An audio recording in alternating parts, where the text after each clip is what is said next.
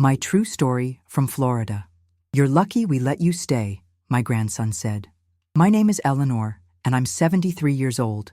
I never thought I'd be writing this story, but sometimes life teaches us lessons we never wanted to learn. This is my story from here in Florida, where the sunshine still warms my face every morning, though it took me a while to feel that warmth in my heart again. It all started 3 years ago when my grandson Michael called me. He was 28 then, married to Sarah, and they had just welcomed their second child. Little Emma was barely walking, and baby James was keeping them up all night. Michael sounded exhausted on the phone. "Grandma Ellie," he said, using the name he'd called me since he could barely talk. "I don't know how we're going to make it. The mortgage is killing us, and with Sarah on maternity leave, we're drowning. I hate to ask, but..." I didn't let him finish. This was my grandson, my heart walking around outside my body. When his parents died in that car accident 15 years ago, I'd raised him from 13 until he left for college. He was more than my grandson. He was the son I never had after losing my own boy.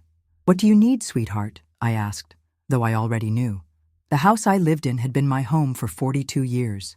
Frank and I had bought it when we were newlyweds, painted every room together, planted the orange tree in the backyard that still gives fruit every winter. After Frank passed 5 years ago, it felt too big, too quiet, but it was ours. It was worth about $320,000 according to the realtor Michael had me call. But what's a house compared to family? What's brick and mortar compared to helping the person you love most in this world? "I could sell the house," I told Michael. "Pay off your mortgage completely, and maybe I could come live with you all, help with the children." Sarah must be so tired. The silence on the other end of the phone lasted so long I thought we'd been disconnected. Then I heard Michael crying, actually crying, and my heart nearly broke for him. "Grandma, I can't ask you to do that. That's your home. Your whole life is there." "My whole life is you," I said simply. "And now it's Emma and James too. We're family. This is what family does." 2 months later, I signed the papers. The house sold quickly. Too quickly, maybe. I packed up 42 years of memories into boxes, keeping only what would fit in one bedroom. The hardest part was Frank's reading chair. It wouldn't fit, but Michael promised we'd find room for it somehow. I gave Michael every penny, $285,000 after fees and taxes. His mortgage was gone, just like that.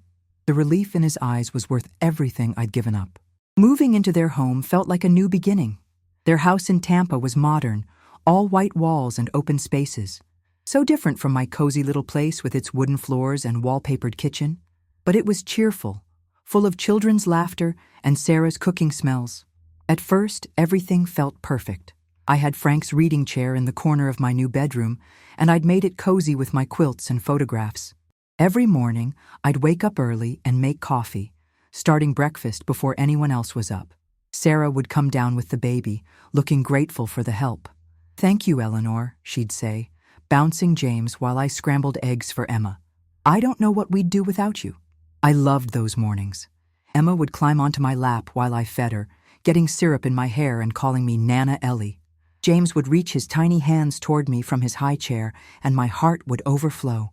This was worth every sacrifice. This was why I was put on this earth. I threw myself into helping. I did laundry, cleaned the bathrooms, organized closets. I cooked dinner every night, my famous meatloaf, the chicken casserole Michael had loved since he was little, fresh bread on Sundays. I watched the children when Michael and Sarah wanted date nights. I got up with James when he cried at night, rocking him back to sleep so Sarah could rest. For the first year, it felt like I was essential, needed, loved. But somewhere during the second year, things began to shift. It was subtle at first. So subtle I told myself I was imagining things. Sarah started making her own coffee in the mornings, even when I'd already made a pot. She'd say she wanted it stronger, but she'd dump mine down the sink, and it felt like a small rejection each time. Michael began working longer hours, coming home later and later. When I'd ask about his day, he'd give short answers and disappear into his home office. Family dinners became quieter, conversations that stopped when I entered the room. I tried not to notice. I told myself they were just busy, stressed with work and 2 small children. I doubled down on helping. I deep cleaned the house from top to bottom, reorganized their kitchen to be more efficient, planted a vegetable garden in their backyard. "Mom, did you reorganize my spice cabinet?" Sarah asked one day, her voice tight. "I thought it would be more helpful if they were alphabetical," I said. "Easier to find things when you're cooking." She stared at the neat rows of spices, her jaw working like she was chewing words she didn't want to say. I had them organized the way I liked them. "Oh, honey, I'm sorry. I was just trying to help. I can put them back." "It's fine," she said. But her voice said it wasn't fine at all. Small moments like that began to add up. I'd fold their laundry and Sarah would refold it differently. I'd suggest activities for the children, and she'd already have other plans. When I offered to help with Emma's potty training, Sarah said she wanted to handle it herself. I started to feel like I was in the way, though I couldn't understand why. I was helping. I was useful, wasn't I? The exclusion came gradually. Family movie nights where they'd forget to tell me what they were watching. Trips to the park where they'd take the children while I was napping. Birthday parties for Emma's friends where I'd learn about them only after seeing the photos on Sarah's phone. "We didn't want to bother you," Sarah would say when I asked. "You work so hard already." But I wanted to be bothered. I wanted to be included. I wanted to be part of their lives, not just their housekeeper. The conversations I overheard cut the deepest. Late one night, I got up for a glass of water and heard their voices drifting from the living room. "She's always hovering," Sarah was saying. "I can't cook dinner without her trying to help. I can't parent my own children without her suggestions." "She means well," Michael said, but his voice lacked conviction. "She gave up everything for us." "I know she did. And I'm grateful. I really am. But Michael, I feel like a guest in my own home. She's taken over everything. The kitchen, the kids' schedules, even how we fold the towels." I stood frozen in the hallway, my heart pounding so loud I was sure they'd hear it. These were the people I'd sacrificed everything for, the people I loved more than life itself, and I was their burden. I crept back to my room and cried into Frank's old pillow until morning. After that, I tried to pull back. I stopped reorganizing their things. I asked before helping with anything. I stayed in my room more often, reading or working on my quilting. But somehow, that made things worse too. "Is everything okay, Eleanor?" Sarah asked one day. "You seem distant lately." What could I say? That I'd heard how much I bothered her? That I was trying to be less of an intrusion? That every day in that house felt like walking on broken glass? "I'm fine, dear," I said. "Just giving you all some space." But space wasn't what they wanted either. Nothing I did felt right anymore. The breaking point came on a rainy Tuesday in October. Emma had been sick with a stomach bug, and I'd spent the morning holding her while she slept, stroking her sweaty forehead and humming the lullabies I'd sung to Michael when he was little. When Sarah came home from grocery shopping, she found us curled up together on the couch. "What happened to her schedule?" Sarah asked, setting down the bags harder than necessary. "She's supposed to nap in her bed at 2:00. "She wasn't feeling well," I explained gently. "Sometimes when children are sick, they just need extra comfort." "I know how to take care of my own daughter," Sarah snapped. Then, seeing Emma's startled face, she softened her voice. "Emma, come on. Let's get you upstairs for a proper nap." Emma clung to me. "Want to stay with Nana Ellie?" Sarah's face flushed red. "Emma, come on, now." "But Mama—" "Now, Emma." The little girl started to cry as Sarah picked her up, reaching for me over her mother's shoulder. My heart shattered, but I didn't move. I couldn't make this worse than it already was. That evening, I heard them fighting. Real fighting this time, not just frustrated whispers. "She's undermining me," Sarah was saying. "My own daughter prefers her to me. Do you know how that feels? She's just helping. She's taking over. And you won't say anything because you feel guilty. We both know this was a mistake." "Sarah, that's my grandmother. She gave us everything. And we can't have a conversation about it because of that guilt. We're trapped, Michael. In our own home. We're trapped." I sat on my bed, staring at Frank's reading chair in the corner, and finally let myself admit what I'd been fighting for months. This wasn't working.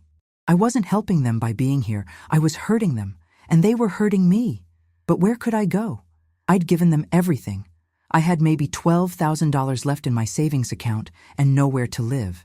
At 73, who was going to rent to me? How was I going to start over? The next morning, Sarah apologized. She brought me coffee in bed and sat on the edge of my mattress, looking tired and sad. "I'm sorry about yesterday," she said. "I was frustrated, and I took it out on you. That wasn't fair." "You weren't wrong," I said quietly. "Maybe I have been overstepping. You're just trying to help. I know that. It's just," she sighed.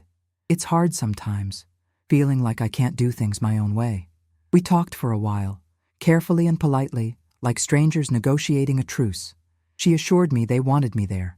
I assured her I'd be more mindful of boundaries. We both smiled and pretended everything was fixed. But nothing was fixed. If anything, the politeness made it worse. Now every interaction felt calculated, measured, fake. I became a guest in their home, careful not to impose, afraid to breathe too loudly. Weeks passed in this strange, cold peace. I helped when asked, stayed out of the way when not. I played with the children when invited, disappeared into my room when they needed family time. I lived like a ghost, haunting my own life. Then came the day that changed everything. It was a Saturday in November. I'd been playing with James in the living room while Sarah did laundry and Michael worked on his laptop.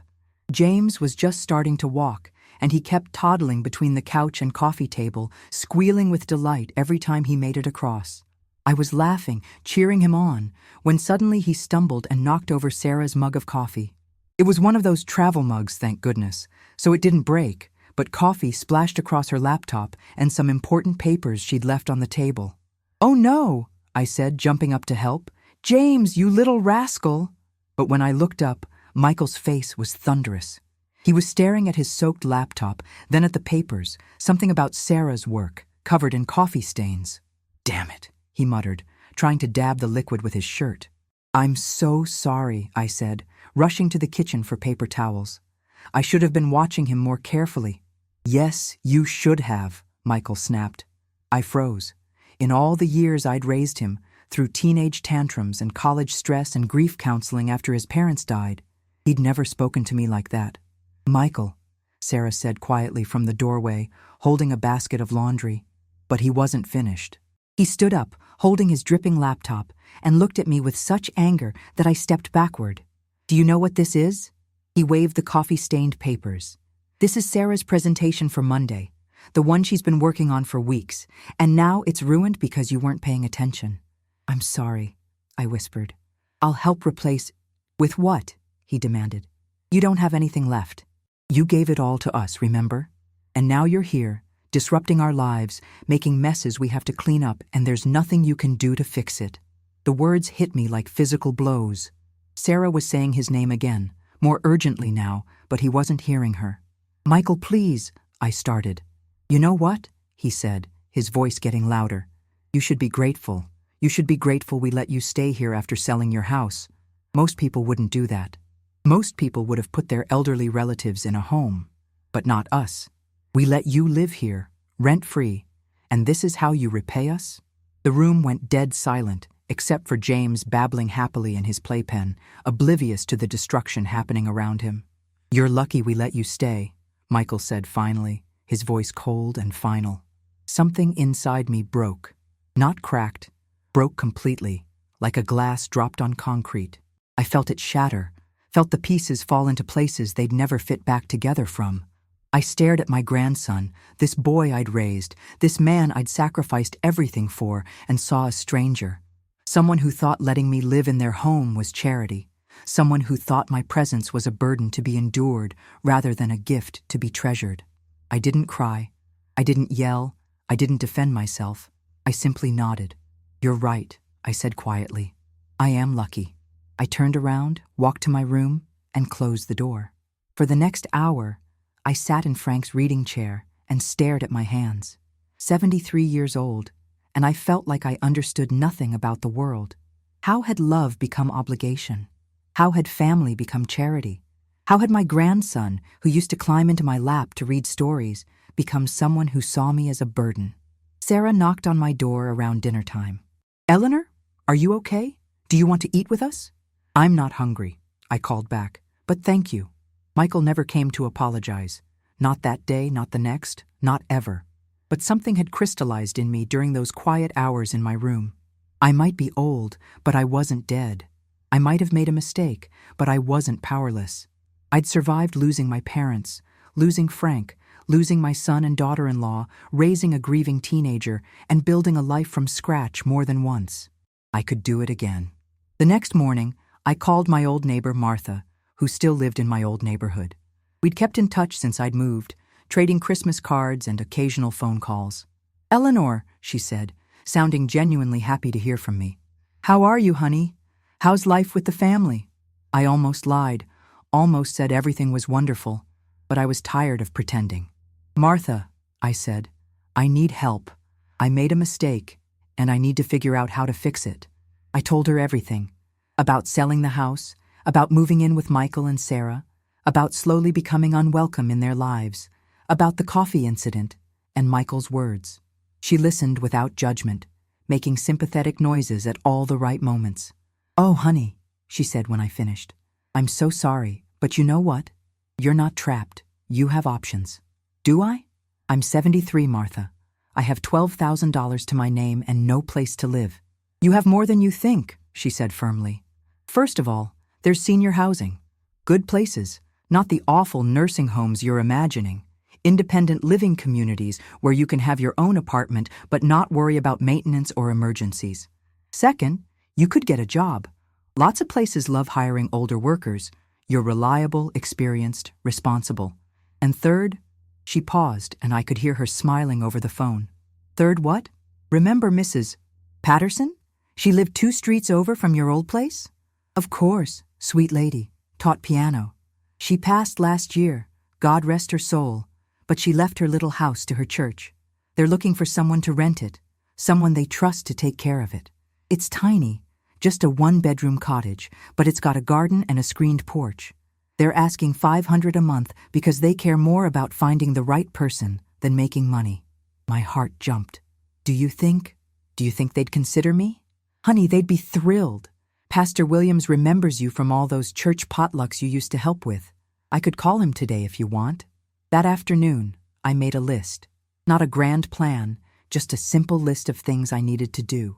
Find a place to live, figure out my finances, decide what to take and what to leave behind. Tell Michael and Sarah I was moving out.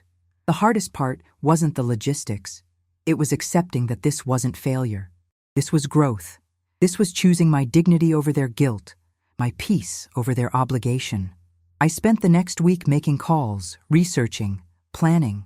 Pastor Williams was indeed happy to hear from me, and after a phone interview and a character reference from Martha, he offered me the cottage. I could move in at the end of the month. I also applied for 3 part-time jobs: receptionist at a dentist's office, childcare assistant at a church preschool, and companion for an elderly man whose children lived out of state. The dentist's office called back the same day. They wanted someone mature and reliable to work mornings, answering phones and scheduling appointments. The pay wasn't much, but combined with my small Social Security check, it would be enough. I didn't tell Michael and Sarah what I was doing. Not yet. I needed to have everything arranged first, needed to be sure I could actually leave before I announced my intentions. During those planning days, life in their house continued its careful, polite routine. Michael never mentioned our fight, never apologized for his words. Sarah was kind but distant, like she was afraid to get too close or too involved. The children sensed the tension and became clingy, which only made everything worse. I played with Emma and James when they asked, but I didn't linger. I helped with chores when requested, but I didn't volunteer. I existed quietly in the spaces they allowed me, counting down the days until I could leave. Finally, on a Sunday evening, I asked Michael and Sarah if we could talk. They exchanged glances, the kind of look that said they'd been expecting this conversation. We sat in their living room, the same room where James had spilled the coffee, where Michael had spoken the words that changed everything. "I found a place to live," I said simply. "I'll be moving out at the end of the month." The silence stretched between us like a chasm. "Eleanor," Sarah said finally, "you don't have to leave. We can work through this." "Where will you go?" Michael asked, and I could hear something like panic in his voice. "You don't have anywhere to go." "I do," I said calmly. I've rented a small cottage near my old neighborhood, and I've got a job starting next week." "A job?" Sarah looked shocked. "Eleanor, you're 73. You shouldn't have to work."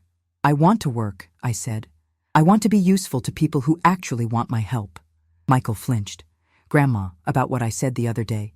"You were honest," I interrupted. "You told me how you really feel, that I'm lucky you let me stay here. And you're right, I was lucky. But I don't want to live on luck anymore. I want to live on my own terms." "We don't want you to go," Sarah said quietly. "Despite everything, we don't want you to go." "But you don't want me to stay either," I said gently. "Not really. You want the guilt to go away. You want to feel better about taking my money. But you don't actually want me here." Neither of them argued with that. They couldn't, because it was true. "I'm not angry," I continued. "I understand. You're young, you have your own family, your own way of doing things. I was trying to fit into a space that wasn't meant for me. That's not your fault or mine. It just is." We talked for another hour, working out the practical details. I'd take my bedroom furniture and personal items. I'd leave behind the kitchen gadgets I'd bought, the decorations I'd added to their home, a clean break, no strings attached. "What about Emma and James?" Michael asked. "They adore you." "How do I explain to Emma why Nana Ellie is leaving?" "You tell her that Nana Ellie got her own special house, and they can come visit whenever they want," I said. "Children understand more than we think. They know when adults are unhappy, even when we try to hide it." The hardest part was the goodbye. Emma cried and clung to my legs, not understanding why I had to go. James was too little to understand, but he seemed to sense something was wrong and kept reaching for me with his chubby little hands. "I'll see you soon," I promised Emma. "And we'll have tea parties in my new garden, just you and me." She brightened a little at that. "With real tea?" "With real tea and cookies," I confirmed. Michael helped me load my belongings into the moving truck I'd rented. It was awkward, both of us trying to pretend this was normal, temporary, fixable. As we carried Frank's reading chair together, Michael cleared his throat. "I'm sorry," he said quietly, "for what I said. I didn't mean it." "Yes, you did," I replied without bitterness. "And that's okay. Sometimes we have to say the hard truths before we can move forward." He set down his end of the chair and looked at me with tears in his eyes. "I love you, Grandma. I hope you know that." "I know, sweetheart. I love you too. That's why I'm doing this." The cottage was everything Martha had promised and more. 1 bedroom, 1 bathroom, a tiny kitchen that opened onto a living room with big windows facing the garden. The screened porch looked out onto orange trees, heavy with fruit, and there was a small shed where I could set up a workshop for my quilting. It was smaller than any place I'd ever lived, but it felt like home the moment I walked in. I set up Frank's reading chair by the window where I could watch the birds in the morning. I hung my quilts on the walls and arranged my books on the built-in shelves. I planted herbs in the kitchen window and bought myself bright yellow curtains that made the whole cottage feel like sunshine. The job at the dentist's office turned out to be perfect for me. Dr. Martinez was a kind man with 3 young children, and his patients ranged from toddlers to great-grandparents. I loved chatting with the elderly patients who came in, many of them lonely and eager to talk. I loved reassuring nervous children before their appointments. I loved the feeling of being useful, needed, appreciated. "Eleanor," Dr. Martinez said after my first month, "I don't know how we managed without you. The patients love you, and you've made this office feel so much more welcoming." 6 months after leaving Michael's house, I had a routine that filled me with contentment. Work in the mornings, gardening in the afternoons, quilting in the evenings. On weekends, I'd visit Martha or go to church or explore the farmer's market downtown. Michael and Sarah brought the children to visit once a month, always on Sunday afternoons.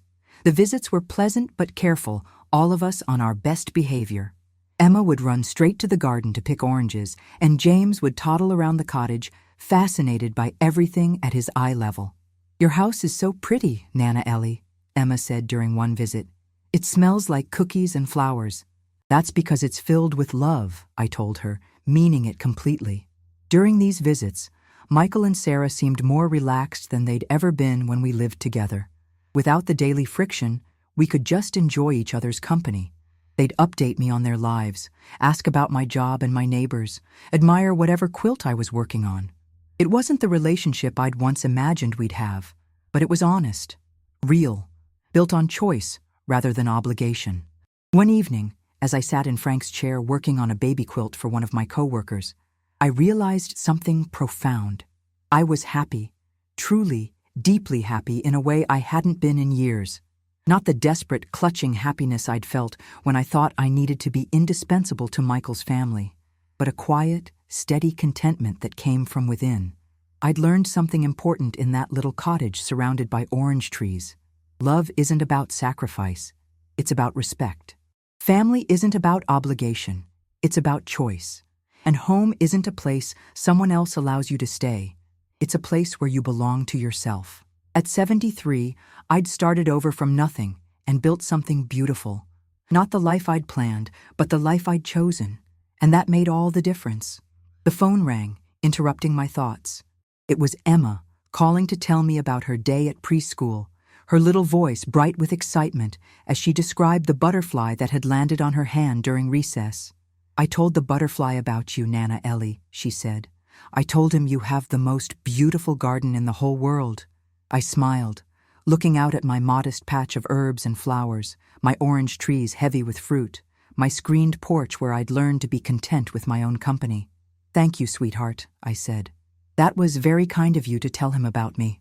After we hung up, I returned to my quilting, humming softly as I worked.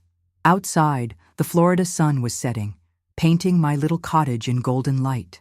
Tomorrow I'd wake up early, make my coffee strong the way I liked it, and start another day in the life I'd built for myself. I wasn't lucky to be here. I'd earned every bit of peace I'd found. And that, I thought as I completed another perfect stitch, made all the difference in the world.